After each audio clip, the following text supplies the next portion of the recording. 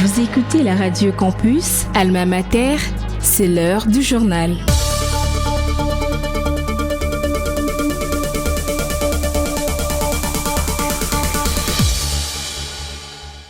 Merci de nous rejoindre sur la 107.6 MHz pour vous informer. Voici les principaux titres de ce journal. Le président du Conseil supérieur de l'audiovisuel et de la communication, Christian Bossembe, a annoncé son intention de fermer toutes les chaînes appartenant à des personnalités liées à des mouvements rebelles ou groupes terroristes. 500 millions de dollars américains, c'est le montant que la République démocratique du Congo a demandé à la Banque mondiale pour financer les corridors de Lobito. Vous suivrez les détails dans ce journal. L'ancien champion du monde poids lourd de la boxe Mike Tyson a été reçu à Kinshasa par le président de la République Félix Tshisekedi en séjour en République démocratique du Congo pour les 50 ans du légendaire combat Rumble in the Jungle. Les détails dans ce journal. Voilà tout pour les titres. Place à présent au développement. Vous êtes branchés sur la Radio Campus Unikin, la radio du savoir, sur 107.6 MHz, votre radio.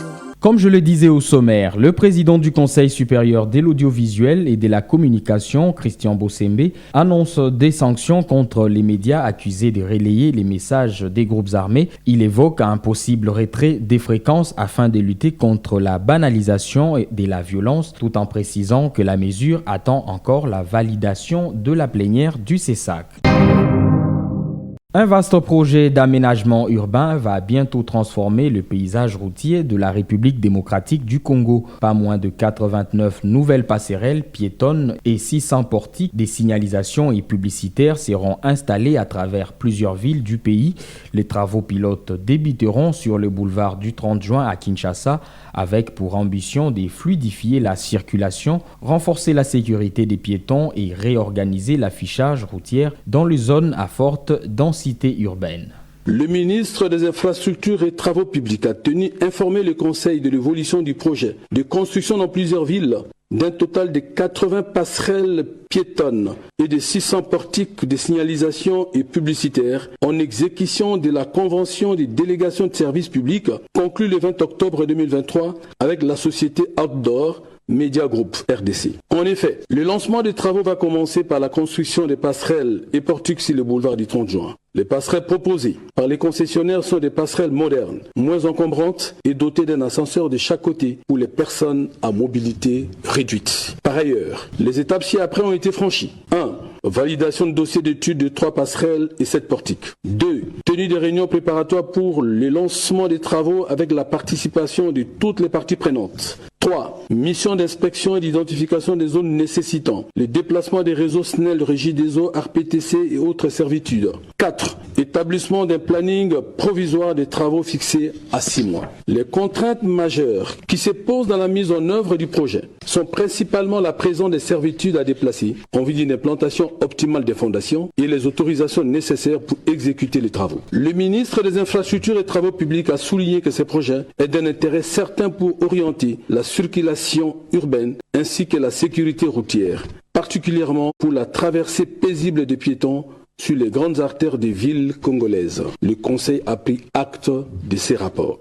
Vous venez de suivre l'extrait du compte-rendu lu par le ministre de l'Aménagement du Territoire, Jean-Lucien Boussa. 500 millions de dollars, c'est le montant que la République démocratique du Congo demande à la Banque mondiale pour financer les corridors de Lobito. Le ministre des Finances Doudou Fwamba a présenté cette requête à Washington lors des assemblées du FMI et de la Banque mondiale. Ces projets reliant la RDC, l'Angola et la Zambie visent à renforcer l'intégration régionale et à stimuler la croissance économique du pays. L'ancien champion du monde poids lourd de la boxe, Mike Tyson, a été reçu à Kinshasa par le président de la République, Félix Tshisekedi, en séjour en République démocratique du Congo pour les 50 ans du légendaire combat Rumble in the Jungle. L'ancienne star de la boxe mondiale a échangé avec le chef de l'État sur des projets culturels et sportifs. L'ex-champion du monde s'est dit honoré de l'accueil congolais et a exprimé son désir de soutenir le développement du sport et de la jeunesse en République démocratique du Congo.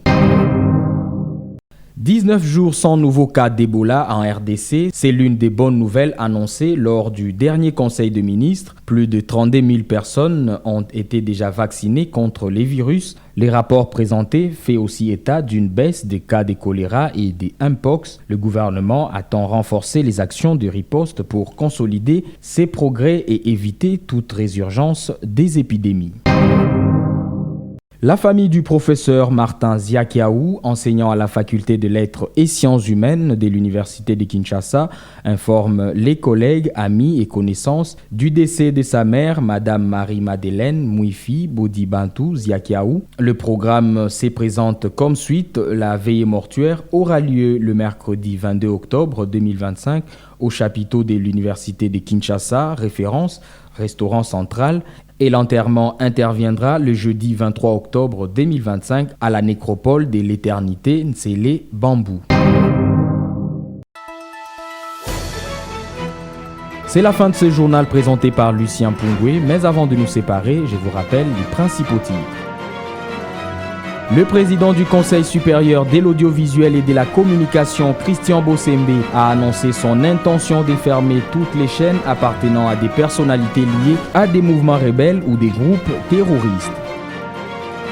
L'ancien champion du monde poids lourd de la boxe Mike Tyson a été reçu à Kinshasa par le président de la République Félix Tshisekedi en séjour en République démocratique du Congo pour les 50 ans du légendaire combat Rumble in the Jungle. 500 millions de dollars américains, c'est le montant que la République démocratique du Congo a demandé à la Banque mondiale pour financer les corridors des Lobito. Vous avez suivi les détails dans ce journal. Réalisé par Jason Loudem, concours rédactionnel Jean-Paul Koutoumissa, Divine Gomba, Sylvain Chizungu et Salem Dianda assurent la technique, Luxen Kinounou à la supervision. Restez branchés sur la 107.6 MHz, la radio campus Alma Mater, la radio du savoir.